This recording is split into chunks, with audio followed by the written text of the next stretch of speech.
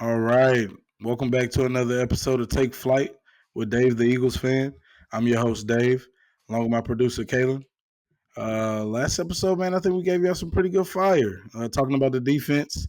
If you haven't had a chance yet, please check out that video. I think it's definitely worth the listen. But today, we'll be talking about our bread and butter, man. We're talking about the offense, especially while our defense had a pretty much a down year last year. I think we are expected to run this thing back with the offense because we are going to be successful again as an offense, man. You ready to go, Kalen?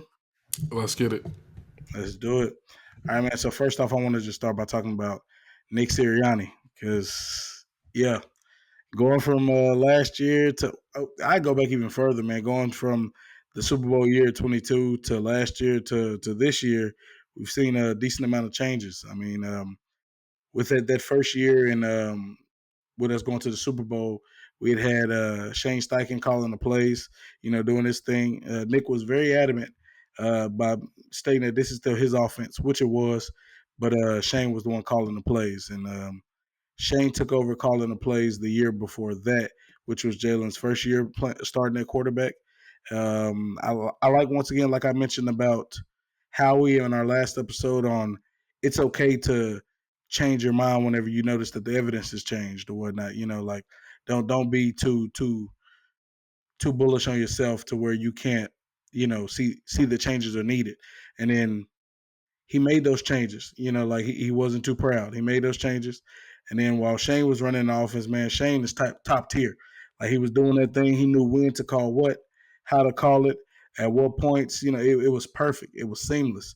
And Jalen played that way. I mean, looks like he was on his way to win the MVP in 22 before he ended up getting hurt and missing a couple of games and things like that. Tom Brady ended up winning MVP. Jalen was second in the running. But either way, the fact that he was second in the running and we were able to get to the Super Bowl, top three offense. I mean, obviously it was like whatever Nick's offense was, it was producing. We were putting up numbers. We were constantly scoring. We had an amazing offense.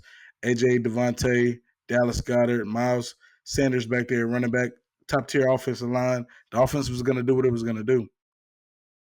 Then all of a sudden, last year, we lose our OC, we lose the DC. They both go get head coaching jobs.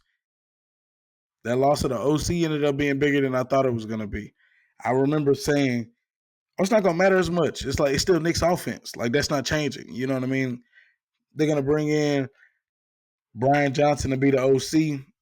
Well, he was just Jalen's quarterback coach. It's okay. He already knows the offense. Like, this should be easy. Like, Brian Johnson's going to be calling the plays. Yeah, it's his first time calling them, but it's okay because it's Nick's offense. Nothing has changed. We were successful in Nick's offense the year before, making it to the Super Bowl. What should be the difference? Man, a ton of differences. I want to say it was the 49ers game where Nick Bosa himself says that, oh, well, at a certain point, they just became predictable. It was like whenever all you had to do was this and that, and then you were going to get this type of result, and then it showed to be true as we went on that skid, losing game after game after game. And it was like, man, yeah, we 10-1. Yeah, okay, we 10-2, we 10-3, we 10-4. It's like, okay, that record don't sound as great now. Now that we had got to 10 wins within those first 11 games, like I mean, we're losing a lot of games now, and it's like, oh, when you looking at power rankings, you can't just go off of the record. This team that lost 4 or 5 games straight, that's not a good team anymore. I mean, we was losing to teams like Arizona. We lost a game to the Giants. we were like barely beating Washington. Like those are 3 teams that was picking in like the top 5, top 6. Like those are the teams we were losing to. And it's like, all right, what are we doing? Like what is this offense gonna bring? Because right now it looks very stagnant. It looks very much like, okay, 3 receivers, 1 tight end, spread them out. No help on the offensive line, no chip by a tight end or anything like that. Everybody, hey, win your one-on-one blocks because we about to run down the field. We about to run deep routes. We're going to run slants with AJ, and then we're going to run inside zone with DeAndre Swift. And those are our plays. Like we got 6 plays. Oh, I'm sorry. And then the screen, the Quez Watkins out there on the edge, and then he gets 2 yards. and because it's an extension of the run game. It was very predictable. Oh, my bad. And the Dallas Goedert tight end screen as well. It was like I said, 6-7 plays that we ran, and we ran them both ways. So now we got 14, 15 plays. You know what I mean? And that's essentially what it looked like we were doing. It looked very elementary. I think the biggest difference that we're going to see now going from Nick to Kellen Moore is just versatility. You're going to see a lot more things that you were seeing now. I mean, that than we were seeing the year before. And so Nick is now going to be more like a CEO coach, which I think he actually excels in. And I say that to say he's great at building a culture. He's great at building connectivity. He loves to make sure everyone is trying to compete. Everyone is building relationships with each other. It's like he's a great motivational speaker. I think coaches who are like the CEO type coaches are Mike Tomlin or Harbaugh out there for the Ravens or whatnot. If you're going to be that type of coach where you're not calling either offense or defensive plays, you need to be a galvanizer of men. You got to get people up and ready to want to play for you. And that was my fear towards the end of last year because, all right, man, Nick, this your offense, and it looks terrible. And it's like, okay, you obviously don't call the defensive plays. It's not what you do. But you did make the decision of switching to DC, and it did not work. So it's like, all right, your decision making on the defense was not good. Your offense doesn't look good. And also the players are looking like they're quitting on you. So it's like, are you a galvanizer of men? I don't know. You know what I mean? So like I know towards the end of last year, I was 100% okay with them deciding to move on from Nick Sirianni. Like I was okay because it's like you don't call offense, you don't call defense, you don't call offense well, you don't do defense, and if you got people quitting on you, then what do you do? Like what do you bring to the table? You know what I mean? And it was like I think the conversation that was had with Nick Sirianni and Jeffrey Lurie, our owner, and then probably Howie Roseman was probably in that conversation too, I'm sure. And that's our GM. If you don't know, which you should know, but I'm pretty sure that conversation was those three guys. And I bet the question was, all right, Nick, what do we plan to do with the OC and the DC going forward? Like what are your plans? And I think if Nick's plans were to, we'll try to run back Brian Johnson again at OC, or we're just gonna get better, we're gonna do this X, Y, and Z. It was going to be him getting up out of there. And it was just like, nah, okay, that's not the plan. I think the plan of bringing in somebody from the outside like a Kellen Moore, bringing in somebody from the outside like a Vic Fangio was a suggestive idea from ownership and from Howie Roseman. And then I think Nick was wise enough to realize that I'm not going to be like Doug Peterson. Doug Peterson just won the Super Bowl in 2017. That next year in 2018, we looked really bad. And then the question was presented to Doug on, hey, what's the plan with the OC and the DC? And his plan was to bring the same guys back. And then Doug was no longer with the Eagles. So, I think there was a parting of ways just 2 years after winning a Super Bowl. Not losing one like we did in 22, but winning a Super Bowl. And it's like, I just think the expectations in Philly are to win. You know what I mean? To be successful, not to be mediocre. Like that's not the plans. You know what I mean? I get that you help us win a Super Bowl, which I appreciate truly. But we not about to be doing this going forward for about 2-3 more years. We supposed to be trying to compete for more Super Bowls. So I think Nick took a play out of Doug's book and was like, all right, I'm not going to do what he did. You know what I mean? I'd rather continue to be a head coach. Because, I mean, Doug won a Super Bowl. He had another opportunity out there to go somewhere else. I don't think Nick would have another opportunity to be a head coach somewhere else if he would have got fired last year. I don't think so at all. Like the way that we fell off last year, no in the world I think another organization would be like, yeah, that's the guy I want to come run our team. So I think he made the best decision that he was going to make if he wanted to continue to be a head coach, which I think is going to be the best thing for us, period, as an organization. Because, like I said, I think Nick can do a great job of leading these men, getting people to gravitate towards him. Because I think a lot of these people like him. Like a lot of the players like him a lot. He's definitely a player's coach. Him and Jalen are very kind of opposite. So I don't know how much cohesiveness they have, but I do think that they're both professionals. So I think that having Nick in place in a position where he isn't actually calling plays or forcing his hand on the offense to where it's like, no, we're gonna go vertical. No, we want to throw screens here. Like all these other things, taking that out of it, I think will help benefit us a little bit more. But I do love having him as the person who's gonna challenge the plays, deciding if we're gonna go for it, deciding if we're gonna go ahead and kick the field goal, or you know what I mean, deciding if we're gonna go for two instead of kicking the PAT on this one. Like I like having him there because it's like he's a little conservative from time to time. He's not nearly as aggressive as Doug was, but at the same time, he still has that aggression there. Because I think us as Eagles fans, we got used to how aggressive Doug Peterson was, so you could see it like in the games. I went to a game last year when we played Miami on the first game that we were bringing out the Kelly Greens. An amazing atmosphere. It was fourth down and I think one. We were on our own about 36, and then all of a sudden the punt team was going out there. Everybody in the stands started booing. Everybody. Bro, it's 4th and 1. I mean, well, it's 4th and 1, so it's like, oh, it's not that bad. But you're on your own 36. Dude, if you turn that ball over, they're automatically in field goal position right then if you don't get it. But everyone in the stands is booing, like, what are you doing? We need to be going for this because that has been the culture that we have built. And not to mention, we got the 92% tush push. So it was like, hey, what are we doing? And so, mind you, he ends up calling a timeout. After all the raining of boos with the punt team out there, he calls a timeout. After the timeout, you see the offense trotting on out there. And we get that first down, by the way. You know what I mean? So it's like I like having that guy as our coach. I think that he can really help bring this team together so we can be as great as we need to be. And also, he'll have a little bit more time to kind of sprinkle around and check in on the defense, check in with the receivers. Because, shoot, he was a receivers coach before he became an OC when he was in Indianapolis. So it's like, give him a chance to kind of dabble with a little bit more things than just the offense. So I think he's going to be great as our coach because, I mean, honestly, he's on the hot seat, if we're being honest. If this year didn't go well, I mean, it's not going to be like, oh, we got to get rid of Kellen Moore and bring in another OC. Nick up out of here.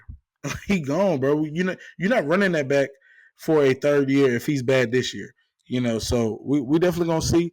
Like I said, I'm bullish on us as a team, so I think that we will be successful and he will still be here. But I don't want to go spend too ahead. much time on Nick Sirianni, but I'm just kind of surprised by your Nick Sirianni take. I'm just pretty far out on this dude.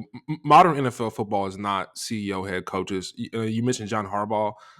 I guess he's like a good option. I think Mike Tomlin's an anti-example. He's like what you don't want as a CEO head coach, right? The offense is always kind of just not working. And, modern football is having your head coach be a genius on one side of the ball. Those are the best coaches in the league, the Andy Reids, the Sean McVays, the Sean Paytons, right? Those are the best coaches in the league. And if you're going to be a CEO head coach, then you need to have a shop that looks like Baltimore, where year after year after year, everything's just buttoned up and they play a clean brand of football.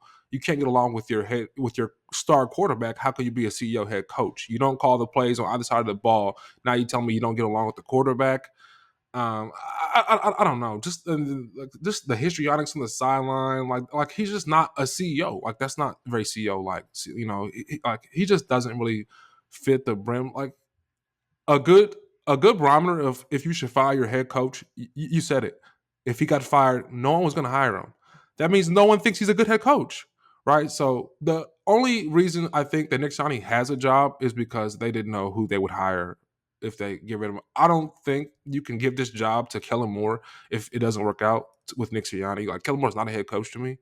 And I don't know who they get. I think there will be some options. I think Mike Vrabel's still out there, Belichick's still out there. After this season, there could be some options. So I think they probably part ways with him after this year, unless the Eagles make a deep run. But I was kind of surprised by your Nick Sirianni take. I'm pretty far out on Nick Sirianni. I get it, but I've seen the success, so it's hard for me to just be completely out on him. Um, I get what you're saying about the CEO coaches and things like that, and how like basically the boy geniuses. I'm saying that because a lot of them were young whenever they first kind of took over as head coaches. Matter of fact, Houston Texans OC was up for a lot of head coaching jobs but he decided not to take any of them. Number one, they wanted better situations than what he's in Houston. But then also number two, he wanted to kind of have a little bit more time, kind of learning the job itself before propelling into a position Same for like Ben that. Johnson in Detroit. A lot of people wanted him. Yeah, yeah, yeah, A lot of yeah. people wanted Ben Johnson. Yeah. So no, I get what you're saying on that, bro. And I'm not about to sit here and say like, no, you're wrong. It's just I think it's kind of case by case because it's like the culture that was built for us to be as successful as we were just 2 seasons ago is the same culture that's here. And I do think that is a lot to say with Nick Sirianni because the culture that he took over with Doug, it was just like it was so, and he had to we were just dealing with Carson Wentz versus Jalen Hurts. You know what I mean? After that, bro, like it was a bunch of weirdness in there, especially after it was just Carson Wentz versus Nick Foles.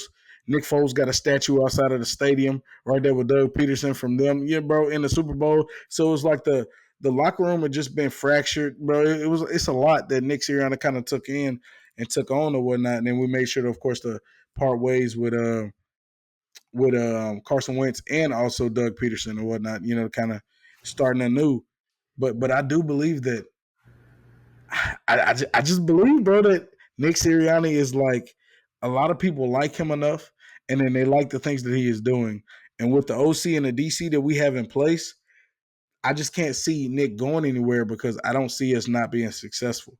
You know what I mean? And then, like you said, it's like we're not going to if things go left, it's not because okay, just Nick Sirianni bet, so let's elevate Kellen Moore to the head coach spot. That's not going to happen. You know what I mean? It's like, and in all honesty, if we're as good as I hope we plan to be, Kellen Moore's going to be out of there. Because if we got like a top 3, top 5 offense, somebody's going to give him a head coach job. So somebody just will, bro. What you think? I think I think one of the main reasons Nick Sirianni is still there is because the Eagles know the real star of the team is Howie Roseman. It's the star of the team. I think Howie's like, bro, Facts. you got to be. Ski Nobody mask. can mess this up. Look what I gave you. You Ski can't mess mask. this up. You messed it up last year. Okay, fine. 2 years in a row, impossible. I don't want to Facts. fire the coach and mess things up, bring in a whole. Let's just keep what we're Right. doing. I brought in a new secondary. I brought in new coordinators on both sides of the ball. Okay, we got Saquon Barkley in here. Like you cannot mess this up. I So agree. I think For that's lack of why he's better words, I think Nick is the puppet. You know what I mean? yes, yes, Howie the puppeteer. yes, That's what I was saying. It's like Nick is here because he decided not to make the same decision that Doug made. He didn't have the balls, the cachet that Doug had to be like, I'm not doing that. yeah, I'm gonna run this the way I want to run it. yeah, And well, unfortunately, we're gonna part ways, my guy. You know yeah, what I mean? Like how Texas is an at will employment state. Like, I'm gonna put in my 2 weeks notice. Yeah, we're gonna go ahead and decide to terminate you right now. Then thank you. Have a great day. You know what I mean? It's like that's kind of how it's set up. And then I think Nick is he's smart enough to understand his flaws and what he lacks. And I think he's like, I ain't gonna get no job nowhere else for real. I definitely ain't gonna right, get no OC job nowhere, bro. Because right, what? That's your offense that you just put out there. So it's like, am I gonna go be a position coach for somebody? An analyst for somebody's offense or whatever. So it's like, hey, they're telling me that I can continue to keep this head coach job if I bring in this coordinator and this coordinator. right, I'm gonna bring him in. You know what I mean? It's like, yeah, and this team is loaded.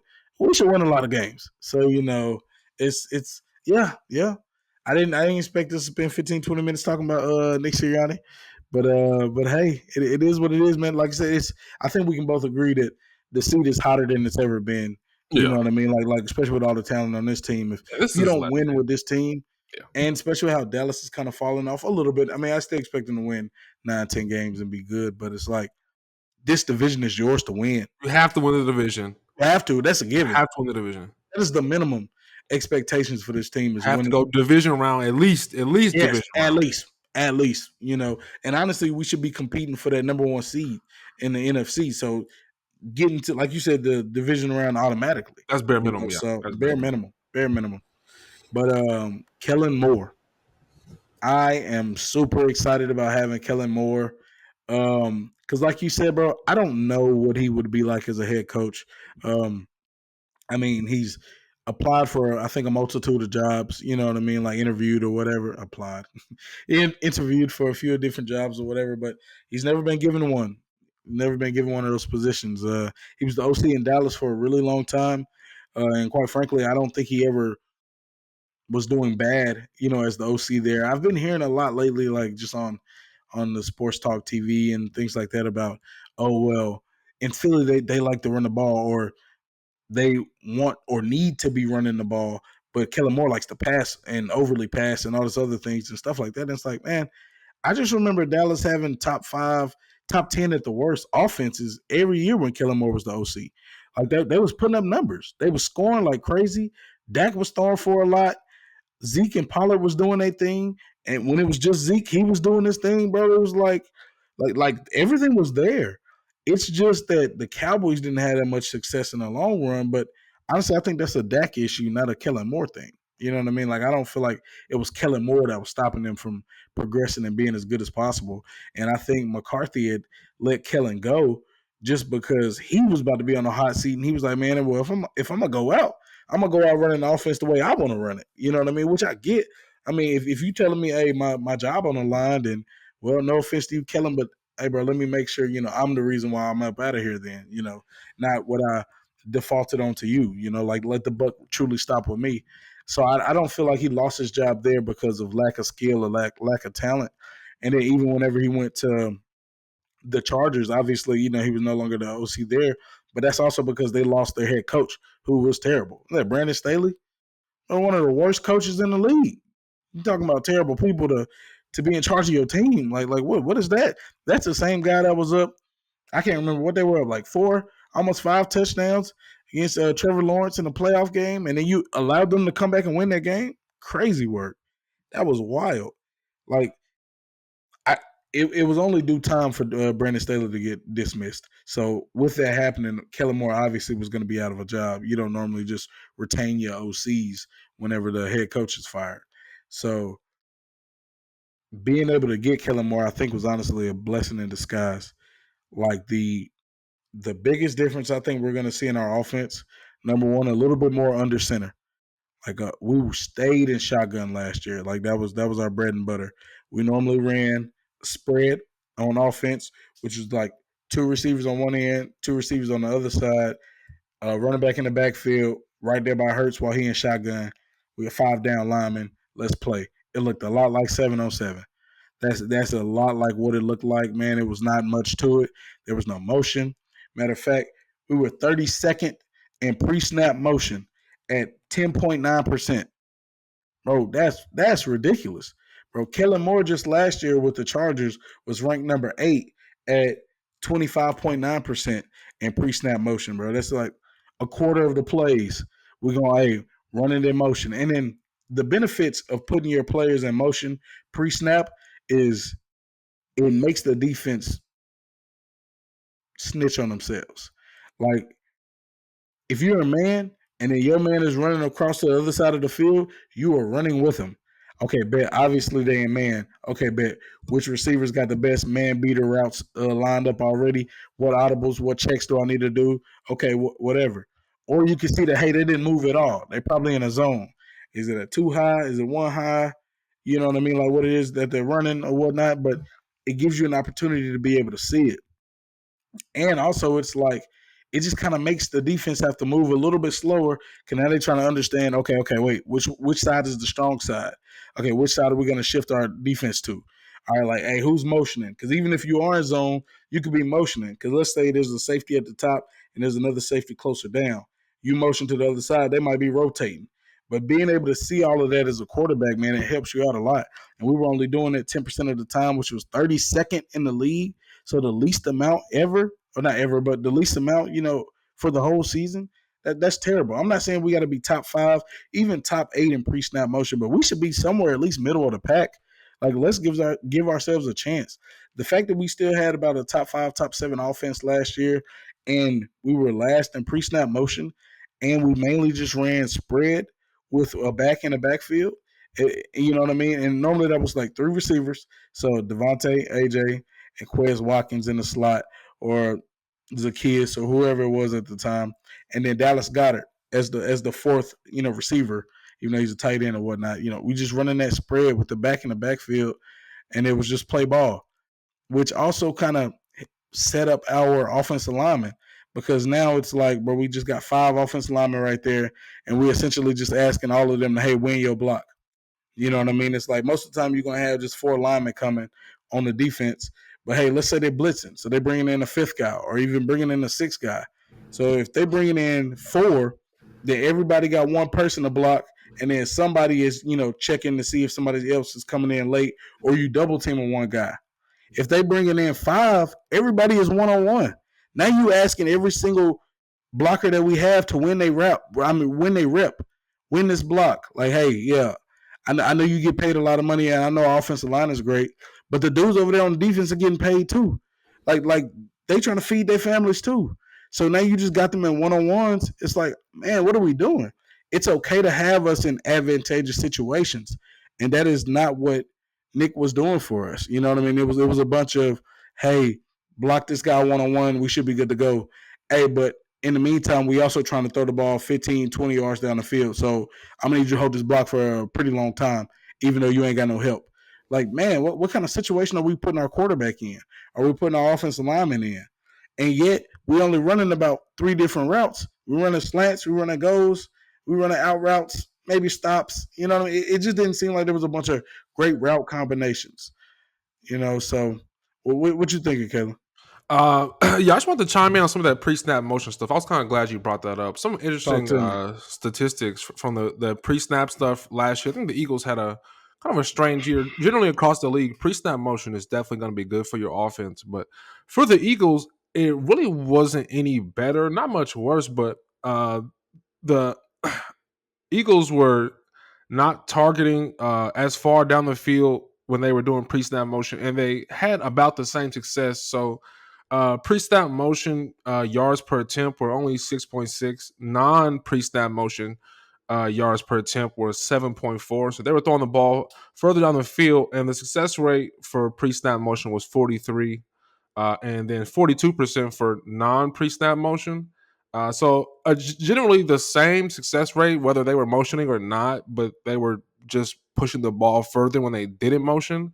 So just kind of a weird kind of statistic because generally, yeah, I would agree. Pre-snap motion is very good.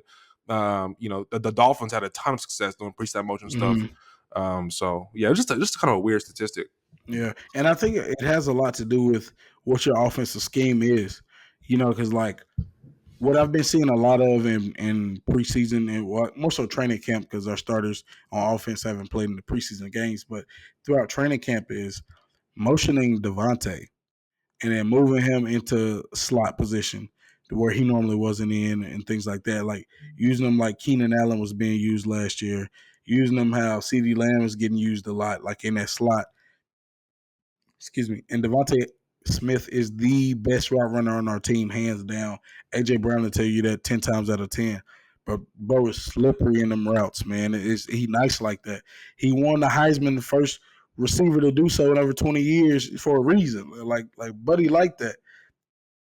But I feel like whenever we were moving dudes in motion last year, it was moving the slot from one side to the other side. You know what I mean? It was like it didn't, or it was the running back. Hey, moving him out to somewhere else. I don't think we were moving. And if we were, bro, like you said, just 10% of the time, so it was low. But I don't feel like we were ever really moving people with purpose. Yeah, Almost, you know what I mean? It's like we doing it just for the sake of saying we did it. yeah, But when Kellen Moore moves people, I absolutely think it's with a purpose, with a way to be able to get this person open. You know what I mean? It's like, hey, it's gonna change our reads from this guy to this guy to this guy now. You know what I mean? Like I think it's going to work in our favor actually. So like I'm excited to see how it goes, man, because it's like I don't know, bro. It's gonna be wild, man. Like seeing because I think we're gonna get a lot of, like I said, under center. I think we're gonna get a lot of the offense that you might see from the Packers or like with the Cowboys under center, with a couple tight ends in there. I know he likes his 2 tight end sets, and the Eagles personally like their 2 tight end sets anyway. yeah. We were running 2 tight end, 2 receivers in the back, 21% of the time, which was 13th ranked last year. Kellen Moore was 19th, I mean ninth ranked with 22.4%. So he likes his two tight ends just as much as we did before. Yep. But I think that's going to allow for us to kind of be under center a little bit more. I think Jalen was basically in shotgun almost all the time. Even whenever Doug was here and Jalen was getting in a little bit at the end of that season, he was also in shotgun basically the whole game.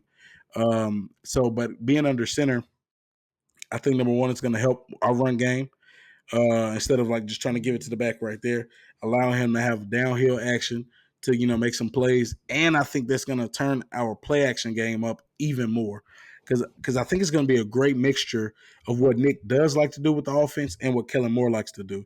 Because with the Kellen Moore's offense, I don't think you saw as much RPOs and read options and things like that. But that's obviously one of Jalen's strong points. Like you're not going to take that out of his game because that's part of what makes him him.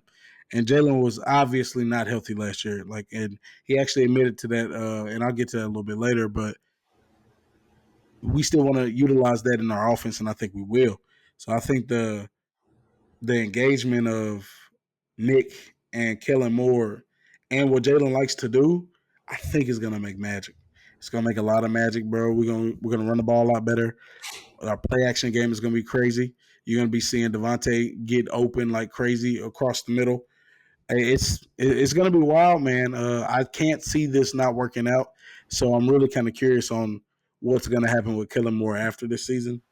Um, I think this is a perfect segue to talk about my boy Jalen Hurts. Mm-hmm. It's my dude, uh, Jalen.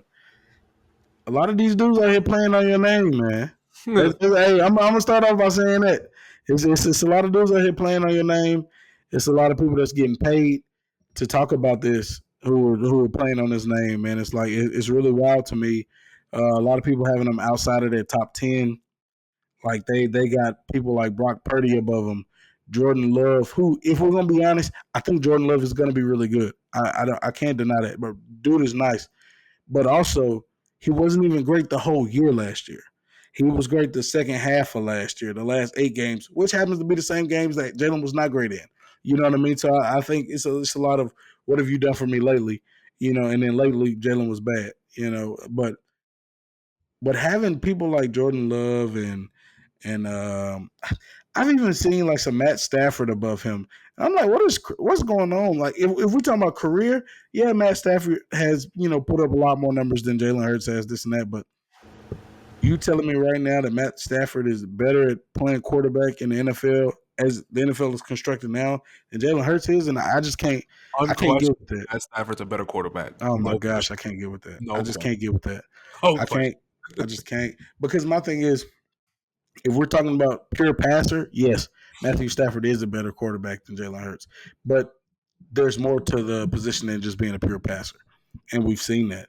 Because, I mean, Matt Stafford is a way better passer than Lamar Jackson is, too. But Lamar Jackson is hands and feet above Matt Stafford whenever it comes to playing quarterback. It's like what Jalen can do with his legs is to me, bro, it propels him above certain players. And then it's like, yeah, like I said, the other down year, and I get it. It's almost like, oh well, with all these great players on this team, though, it's like, how would he really be doing that if he only had this guy or whatever? But I'm not about to downplay this guy because at the end of the day, it's like my job is to get it to the guy who's open. I'm sorry, I happen to have two number ones on my team. That ain't my fault. That's not my fault, bro. I'm gonna get them the ball, bro, and I'm gonna do what I gotta do. And also, I'm not about to compare what Jalen looked like before he had the Devontae and AJ because of the fact that also he was younger. You know what I mean? So who's to say he's not just getting better? One of the best things that Jalen does is throw an amazing deep ball. Like that deep, like obviously, if he throwing it and there's two people down there, it's probably a bad idea. But when he's putting that ball out there and it's a one-on-one, man, that's probably one of the most beautiful passes that I see in the league. Like he reminds me a lot of like Russell Wilson looked like when he was in Seattle. When he used to, bro, them deep balls was money. Money to Lockett, to Doug Baldwin, to what's his name now? DK. You know what I mean, bro? Those balls are money. And then Jalen has a lot of that in his game. We've seen it a lot during training camp. He threw one interception his whole training camp or whatnot. And there was a few that got dropped or whatever, but it was like, so don't think he wasn't like taking chances or doing anything like that. He had mentioned whenever during OTAs and mini camp that about 90% of this offense is new, and I think it might have said 95. And then everybody else was like, "Oh, well, I don't know about that, this and that."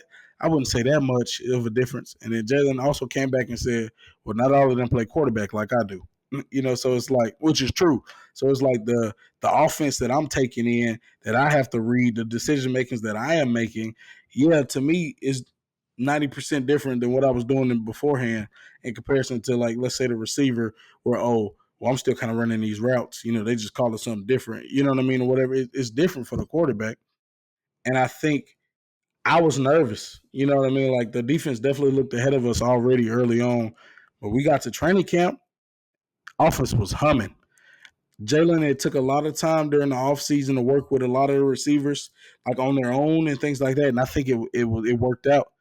And I think that he has a tremendous grasp over this offense. Jalen Hurts, to me, will be top two, top three in the MVP race. Honest to God, as soon as I get paid tomorrow, I'm throwing a bunch of money on Jalen Hurts to win the MVP. That futures bet is definitely going to hit. This is how I feel. Like, I'm watching what Kellen Moore did with this offense for Dak. Jalen Hurts, once again, Dak is a better pure passer than Jalen is. But Jalen is so great with manipulating things with his legs that, to me, he's not that far behind these other guys whenever it comes to the passing. And also, the stats are finally going to come. Like, I don't see him being under 4,000 yards passing again, because that is still a threshold he's yet to hit. Like, the numbers he's been at so far has been okay. In 2020, he was at 1,061 yards. That was his rookie year. Then he was at 3,144. Then he was at 3,701. And then this past year, he was at 3,858. If he doesn't hit over 4,000 yards this year, then I'm done talking about Jalen Hurts as top six, top five, top seven. I'm done, because nowhere in the world you don't get to at least 4,000 yards with the pieces that we have, especially with adding in Jahan Dotson to get a really good number three receiver. And in this Kellen Moore system, he didn't pass over 4,000. Then everything that I'm talking about with him being MVP is out of the water anyway. But I'm seeing him pass for over 4,000, rushing for probably over 500 yards, bro, just because he is healthy this year. And this is what I was alluding to earlier. Jalen had finally had a final press conference earlier this week after their last practice, and he had mentioned to the beat writers or whatnot, saying, "Well, I told y'all to stop asking me about certain injuries last year, and that's because I was dealing with them. And they didn't want to talk about it. You know what I mean?" So obviously, basically stating that, hey, I wasn't healthy, and he never looked healthy. He looked slow. He looked a little. He looked a little bigger. He looked a little sluggish out there in comparison to what we were used to. And they say this time around, bro, this summer, this training camp, hey, he's looking elusive again. He's looking really spry. He's looking very much in shape, man. He looks healthy. Like, and he's moving like he's healthy. So I just can't see him not being great with all these pieces around him. And then he might be a product of his environment, but I'm okay with that, because also his playmaking skills, his deep balls, like, I see Jalen throwing a lot of passes where it's like, how he get that in there? I think if people truly watch the game, and yes, he had a down year last year, and I can't deny that. He wasn't that great. But when you truly watch him, I think when he's putting that money on the money, putting that ball on the money, then we good to go, man. And then I think we're gonna see a lot of that. So I think he's gonna win the MVP. I think we're gonna win a lot of games. And then I like to consider myself a realistic Eagles fan, a realistic fan, period, bro. It might not sound like that because I'm sitting there talking about how much we're going to be good and all these other things, but I think that's because that's actually the reality. Like, I do truly think we're going to be good. You know what I mean? When we started going on that skid last year, I'd had no money to put on us to win that playoff game against Tampa Bay. I didn't think we were going to win at all. There was no way in the world we were going to win. And it's like, and I'm realistic, but I'm saying we're going to be great this time around. We just gotta be. The offense is meant to be for Jalen Hurts, man. He gonna do his thing. You got anything you want to add on Jalen, bro? I love the Jalen optimism. As you know, I'm not nearly that high on Jalen. I think Jalen's slightly above average quarterback, maybe kind of hovering around that. Put a number on him. hovering around that 10 mark if you wanted to rank him. So top 15 for sure though. Yeah, he's slightly above average. Here's the thing: his Super Bowl year was not like I think. If you're optimistic on Jalen, then you think that's who he is. But if you're not optimistic, I think that year is probably sort of an outlier. It's probably one of his better years that he'll have. But I just want to go back to last year just for a second. Now, the only thing you can Mm-hmm. really kind of give him, and I'll say this on the front end, his pressure rate was 40%. That ranked 8th in the league. So almost every other throw, he's got a guy in his face. Pretty tough to, be accurate when those are the cases. But still, that being the case, sack percentage only 5.9. That's 19th in the league, right? So still protecting. Jalen Hurts is a guy who likes to hold the ball. He's got two deep threats that he wants to hit. So he's holding the ball, but still not getting sacked. So offensive line is obviously pretty good. When pressure 70 passer rating when pressure 74.8, that ranked 13th in the league, so slightly above average when pressure, so that is good for him. But rating when a clean pocket 98, which ranked 20th in the league, below average. And then his passer rating on first down, I'm a big early downs guy, I'm a big stay ahead of the chains guy, so I like success rate. But Hurts passer rating on first down was 75.5, which was about 14 and a half points below the league average. So I thought last year he was slightly below average to average, which I think he's better than that. I think he had a down year for all the reasons that you've kind of talked about. But I think that all in all, he's probably around like maybe ranked 8th or ninth in the league. There's a lot of good quarterbacks in the league, so I mean, being top 10 means you're really good, No, I agree. but And not MVP level in my opinion. okay, so I think I don't think you're wrong with the top 8. Like I think that as well, but I think that your success and your stats a lot of times in a lot of these lists can propel you into a stratosphere that you probably aren't naturally in without those extra weapons, if that makes sense. And then, so, like, I agree. I think he's probably around, like, there are probably about 6 to 7 quarterbacks I would take in a I guess, like, Draft. yeah, in a draft, bro, and not a fantasy draft, but like I know what you mean. technically it's fantasy, but you know what I mean. If I'm I a know what you mean. GM, there's other quarterbacks that I'm taking before Jalen. I'm not denying that, but I am saying that because the GM that is in charge of Jalen Hurts happens to bring in piece after piece after piece after piece and builds this offensive line, every year and make sure we're great. I think that because of his natural ability to be around top 8 quarterback, plus the pieces that are on the team, whether those are the weapons or the offensive line or now the offensive coordinator, I think his stats, the wins, all those other things are going to go up. That's what leads to being an MVP candidate.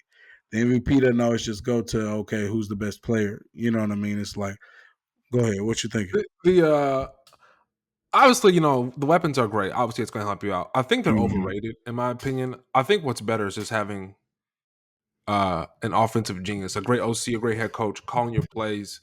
That's what really is going to bolster people. Like that's what's going to bolster Brock Purdy or whatever. The talented guys. Josh Allen doesn't really have. He doesn't have a running game really. He has Stephon Diggs, but even before that, Josh Allen just a one man offensive engine. It doesn't really matter. Like he's going to make the offense go right. It doesn't matter about the weapons, but you look at a guy like Matt Stafford in LA.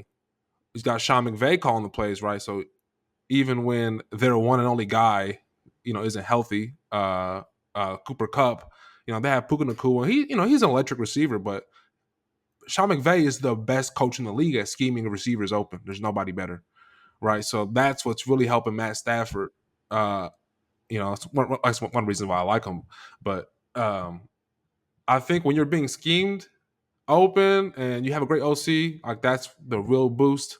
We'll see what Kellen Moore's able to do. I mean, I like Kellen Moore. Like 4 years ago, I was a fan of his. I don't know now, but we'll see. I mean, this is definitely a talented team, and I think Hurts is going to be good. But I don't know if he'll be great. But we're just kind of splitting hairs at that point, though. So Yeah, I do think he's going to be great. but also though, I'm not. So I don't want to get in the back and forth, I guess, like of what's more important, like whether it's the OC or the weapons or whatnot. But what I do want to say is they're both important. And then what I'm saying is like we got top 5 weapons, we got probably a top 10 OC, and we got top 5 offensive line. You know what I mean? So it's like the combination of all of that with having a top 10 quarterback, I think can propel that top 10 quarterback into the conversations of being top 5. Because I watched what it did after the Super Bowl year. And if we're gonna be real, bro, he outplayed Patrick Mahomes in that Super Bowl. Bro, he threw for about 300 yards. He ran for almost 100. You know what I mean? It was like he had 3 overall touchdowns. Patrick Mahomes had a total about, I want to say it was about 220 in yards. It was not his best game at all. Yeah. Patrick won, and they won. Obviously, we lost. You know what I mean? Jalen Hurts had that crucial fumble, which kind of started the snowball effect of um, the Chiefs coming back or whatnot. But it wasn't because our offense was lacking. It was Mhm. just we couldn't stop them on defense. You know what I Mhm. mean? But it's like watching Jalen outduel Patrick. I can't say outduel, he lost, but like I said, if you're looking at the numbers, bro, and then the eye test, it was like he played better than Patrick Mahomes totality wise, but it doesn't matter. He lost the game. But at the end of the year, Jalen was ranked number 2. I think it was. Maybe it was number 3 in the top 100. You know what I mean? And that's not quarterbacks. That's all players. So You was know, Russell it's like Wilson. He's but my ranked number point is, two. bro, it's like it's a lot of what have you done for me lately type of things. Like Mhm. Jalen was still in the top 100 again this year. Matter of fact, I think he was in the top 30. So it's not like he fell off like that. Like he's still nice, I feel you. but it's like I'm telling you that 1 year can really make a huge difference. You know what I mean? Like what you're saying. Oh, that might have just been an outlier year. Well, if he do that again, now what? Now he Yeah. got 2 of those years and 2 not so great years. Where it's like, all right, bet. NFL players don't know anything about ranking. They had like Joe Burrow in the 30s. What? It's like a top 3 quarterback in football. I was in the 30s. I think a lot of times they don't know what to do with the players who are hurt a decent amount of the year. Yeah, Like they I think put I Aaron think Aaron Rodgers in Rodgers, there. bro, played No, 4 snaps. no. They missed one of the Chiefs' corner. I can't remember if it was L'Jarius Sneed or if it was McDuffie, but And also I think the one of them the, wasn't the even in the Bears top corner, 100. the Bears corner didn't get in the top 100, and bro, I think his last name was Johnson or something like that. Yeah, And bro was balling. Yeah, some of the he was best, talking about that, some of the best like defensive players in the league don't make bro. it. What? But no, But I get what you're saying though. the NFL is paralyzed by names. They're paralyzed by names. I listen to a Bills fan. I mean, we're off track. I was listening to a Bills fan talk about not caring about losing Stephon Diggs and guys like Micah Hyde. You know, they're just names, but they're No, old. I get that. You know. I get that. No, you're But definitely right. Um, Hey, anyway, well, I we're think off that's enough on Jalen. topic. Yeah, we're gonna bring it back in, man. The running backs, man. I'm excited to hear what you got to say about the running backs, bro. Yeah, I'm really kind of excited to talk about the offensive line when we get there, just because there's some dogs on there, but uh, but the running back group is exciting as well. Man, this is Saquon Barkley is all I need to say. Truly, like this is the best running back in my opinion that we've had since LaShawn McCoy. I think since then we've had people like signing DeMarco Murray. I forget we did that. F you, Chip. Forget you, Chip, bro. I'll never oh, forgive you, bro, in my oh, life. Ever. that's crazy. Ever. Crazy work. Okay, but yeah, so we had DeMarco Murray at one point, man. We also I'm drawing a blank in between then and the next one I'm about to say, which was in 2017 whenever we had LeGarrette Blunt and Jay Ajayi. Jay Ajayi was somebody we traded for. We signed LeGarrette Blunt. Two signings or two moves that I don't think were predicted whatsoever by Howie Roseman at those times or whatnot. I think LeGarrette Blunt had the big notion about him, not being a great guy, not being a great team player or whatever, man. He came to us and was a bruiser and was doing his thing during that whole year. Trading for Jay Ajayi, big slow ass, but boy, he was moving them chains, man. Like I think we were number one in rushing that year with the 2-headed monster, bro, and it was nice, bro. Corey Clement was back there too. It was like we was toting that rock, man. We was doing our things. And since then, it's been Miles Sanders, for a decent amount of years. Then we had DeAndre Swift come sliding in after Miles Sanders finally made the Pro Bowl with us the year we went to the Super Bowl in 22. So bringing in DeAndre Swift, and then he made the Pro Bowl as well. I think a lot of that has to do with our offensive line being good. So yeah, so actually bringing in a stud like Saquon Barkley to me is just it just changes the room. First off, poor Kenny Gainwell, bro. You'd have been behind Miles Sanders, DeAndre Swift, and now Saquon. It's like, dang, I ain't never gonna give me no chance, bro. He's a Like good come pass on. catching back, but he's not like a Yeah, real. nah, He's not like a facts. real back. You're not wrong at all. But I'm just saying, like, dang, if I'm Kenny, I'm like, dang, y'all don't even know what I could do for real. Because mind you, hey, Kenny was going off in 22 during the playoffs. Hey, playoff Kenny might be a real thing. I don't know. He was getting his burn, but either way though, having Saquon is definitely an upgrade to any of the backs that we've had. Like I said, since LaShawn McCoy, to be honest, man, he's an every down back. He's somebody you can get a ball to in between the tackles, in between the guards, right up the gut. We can run outside zone with him. You can run stretch. You can run RPOs with him. You can throw him the ball, dink and dunk, give him the screen. You can go line him out there in the slot. It doesn't matter, but he can do it all. And I'm excited. I'm excited to see him actually in the green. I mean, coming from New York, I can't believe we got him.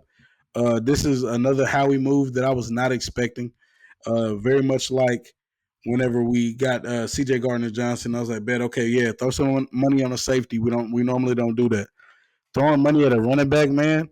Hold on, I was just looking at this earlier, bro. All right, contract 3 years, 37.75 million, with the ability to get up to 46.7 million, 26 million guaranteed.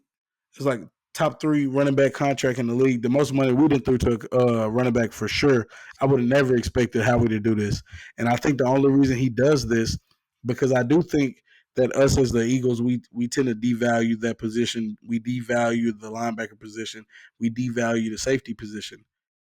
But I don't think that Howie looks at Saquon as just a running back, but more of a playmaker. So I would think that with having Saquon back there with that offensive line we got, man. And let me just read off the. I'm about to grab my paper. I ain't gonna lie to you, but let me read off these guys, bro, and the sizes of the offensive linemen that we have. At left tackle, Jordan Mailata, 6'8", 366. At left guard, you got Landon Dickerson, 6'6", 333. Bro, that's 6'8" and 6'6". That's huge. And then at center, you got Cam Jurgens, who's only 6'3", 302. But really, Jason Kelsey was only 6'3", 295. And then Jason Kelsey told us to go draft Cam Jurgens. So really, it's like his heir apparent. So you kind of getting that same little type of person, same type of Only build. 6'3", 302. That is an Hey, enormous human being. only That's 6'3", an enormous person. 302. Hey, but you hearing 6'7", 6'8", and then wait, hold on, because Makai Gardner, Makai Becton Mhm. has won that right guard spot. Tyler Steen did not get it. Makai Becton has won that, and my boy Makai Becton is the biggest guard I think in NFL history. 6'7", 364 pounds. Dude was drafted to be a tackle for the Jets some years back. It didn't pan out, but he then came on over to Jeff Stoutland University, who is our offensive line coach, the best offensive line coach in the league. So we got 6'7", 364 right there at the right guard. And then Lane Johnson is 6'6", 310 pounds. Bro, 6'7", 6'8", 6'6", 6'6", and 6'3". Like, these dudes are huge, bro. Like, Jalen's only about 6'1" back there. So it's like, I'm hoping he's going to be able to see.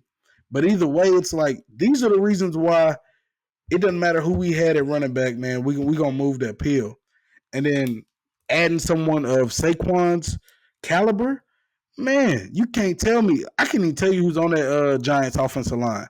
I feel like dude had people in his lap as soon as he got the ball all the time last year. What you mind if I hit these men in the box stats, bro? Yeah, go ahead. Go ahead. Bet. All right, man. With the Giants, A 8-man box, they saw that about 23% of the time.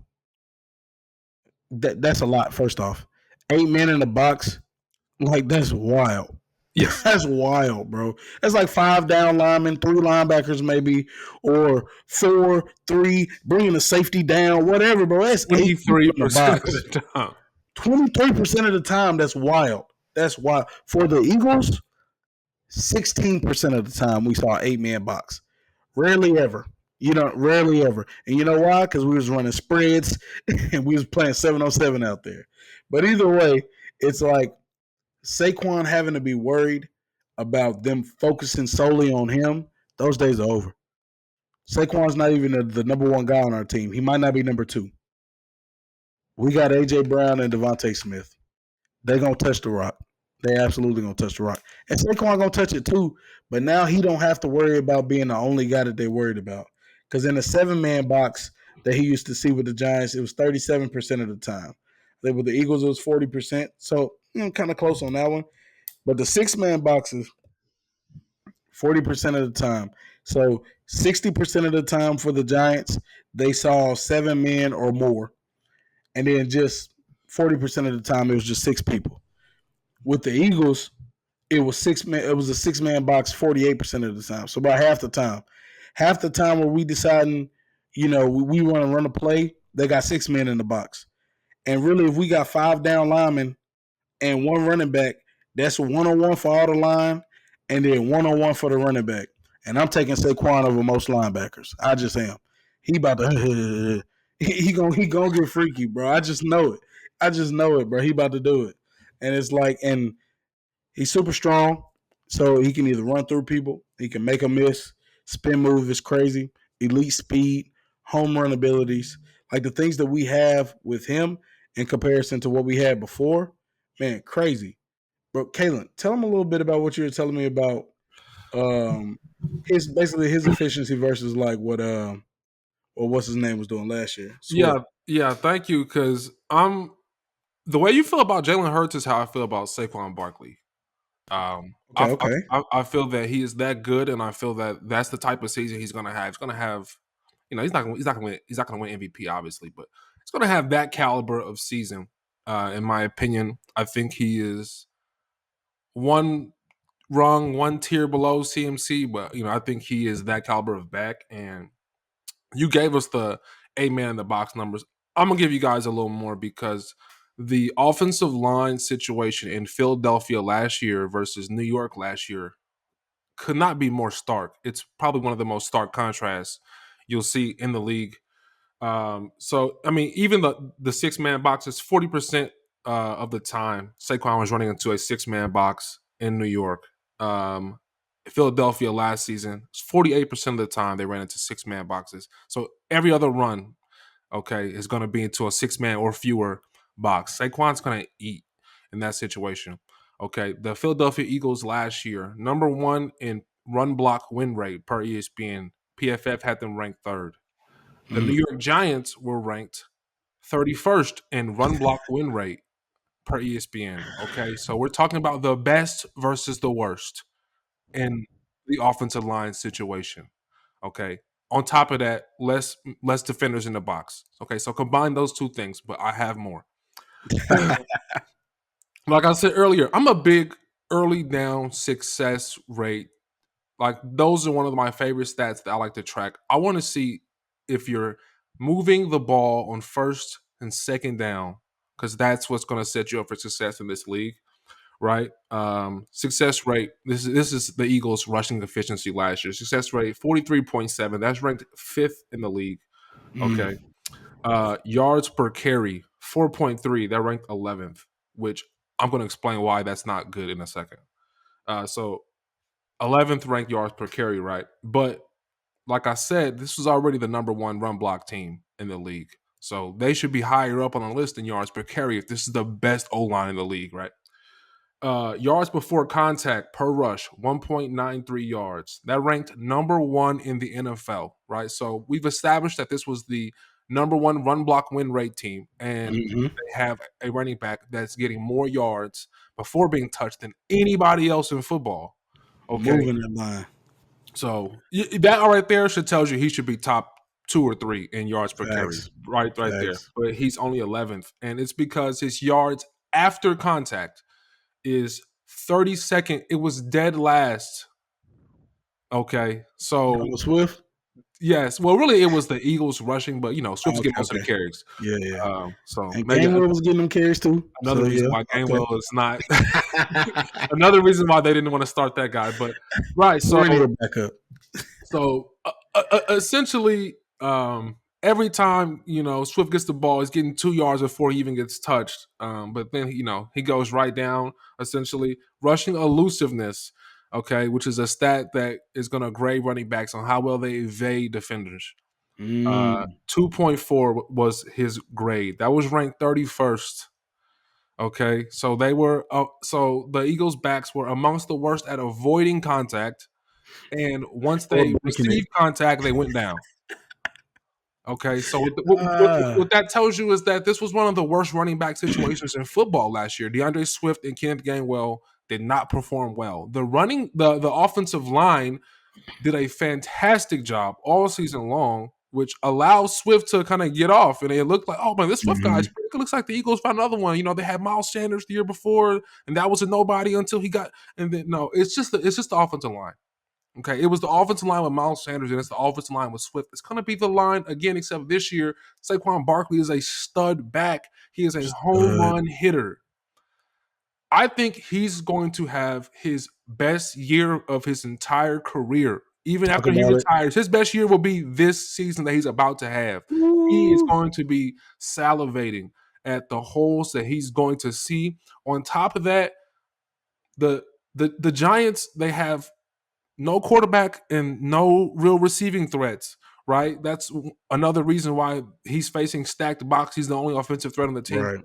This Eagles team is loaded. There is nobody you're going to be able to give a lot of attention to. Hmm. You got to worry about everybody. You got to worry about Hurts running. You got to worry about throwing to AJ Brown, Devontae Smith. They just picked up a third receiver in Jahan Dotson. We'll talk about him in a second, but Yes.